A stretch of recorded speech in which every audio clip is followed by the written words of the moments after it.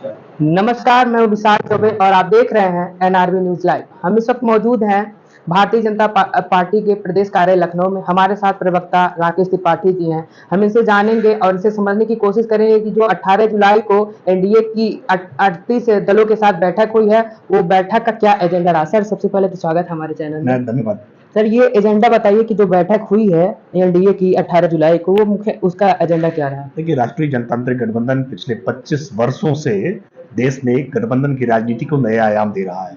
हम जिसको साथ लेकर चले थे उसको साथ लेकर आगे बढ़ रहे हैं। वहीं यूपीए जो सत्ता के समय में 10 वर्षों तक सरकार चलाया, वो उल्टा पुल्टा अलायंस आखिरकार कल पूरी तरह से समाप्त हो गया। यूपीए विसर्जित हो गया, विखंडित हो गया और यूपीए गठन तोड़ने के बाद एक नया उन्होंने अलायंस बनाने का काम किया है। लेकिन एनडीए 25 सालों से जहां खड़ा था उसी गति के साथ आगे बढ़ रहा है और एनडीए में संख्या और अलायंस पार्टनर्स की बढ़ी है। आज 39 दल हमारे साथ एनडीए के पार्टनर बने हैं और 2014 के चुनाव में भी 272 सीटों के बजाय 282 सीटें बीजेपी के अकेले दम पर थी। 2019 में भी 303 सीटें बीजेपी के अकेले दम पर थी। बावजूद इसके हमने गठबंधन धर्म का पालन किया, हम सबको साथ लेकर चले, मंत्रिमंडल में सहयोगियों को अपने साथ मंत्री भी बनाया। तो गठबंधन की राजनीति करने का तरीका भारतीय जनता पार्टी जानती है। ये विश्वसनीयता के साथ लंबे समय तक गठबंधन में लोगों को लेकर चल पाती है, जबकि विपक्ष के गठबंधन बहुत स्वार्थपरकता से मजबूरी के साथ है और मजबूरी का गठबंधन है, जबकि भाजपा का मजबूती का गठबंधन है। कहीं ना कहीं विपक्ष भी एक बार पटना में बैठक की, उसके बाद बेंगलोर में की। क्या लगता है ये एनडीए के लिए कठिन डगर नहीं होगा जिस तरीके से अन्य पार्टियों को ये शामिल करके ये बैठक कर रही है। नहीं, विपक्ष तो देशाटन कर रहा है। पहले पटना में किया, अभी बेंगलोर में किए, आगे सुनने वाले मुंबई में। ये देशाटन कर रहे हैं, अलग अलग राज्यों में टहल रहे हैं। इनके पास कोई काम नहीं है, कोई मिशन नहीं है, कोई एजेंडा नहीं है, कोई नेता नहीं है, कोई नीति नहीं है। बदनीयती के साथ केवल अपने अपने परिवारों को कैसे बचाया जा सके, अपनी संपत्तियों को कैसे बचाया जा सके, इसकी जुगत है। ये ईडी से, इनकम टैक्स से, सीबीआई से घबराए हुए लोग हैं। इनका मिशन केवल एक है कि किसी तरह से नरेंद्र मोदी जी को हटाया जाए, बाकी कोई वैचारिक साम्यता नहीं है।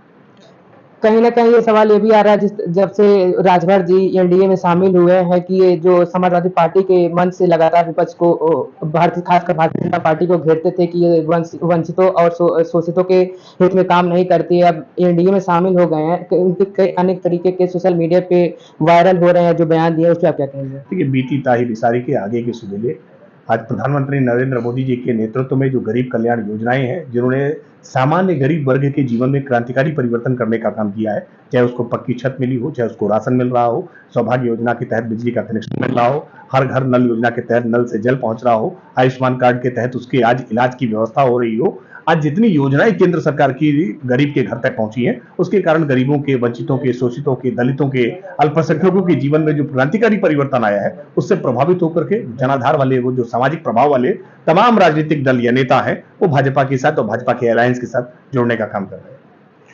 हमसे बात करें कि आपने कीमती समय देश के लिए बहुत बहुत धन्यवाद। तो ये थे राकेश त्रिपाठी जी भारतीय जनता पार्टी से, जिन्होंने बताया यूपीए की बैठक का क्या मुख्य और एनडीए का क्या उद्देश्य रहा, और ओपी राजभर पे इन्होंने अपनी बात कही कि योजनाओं को भी इन्होंने गिनाया। ऐसे तमाम खबरें हम आप तक लाते रहेंगे। देखते रहिए एनआरबी न्यूज लाइव। धन्यवाद।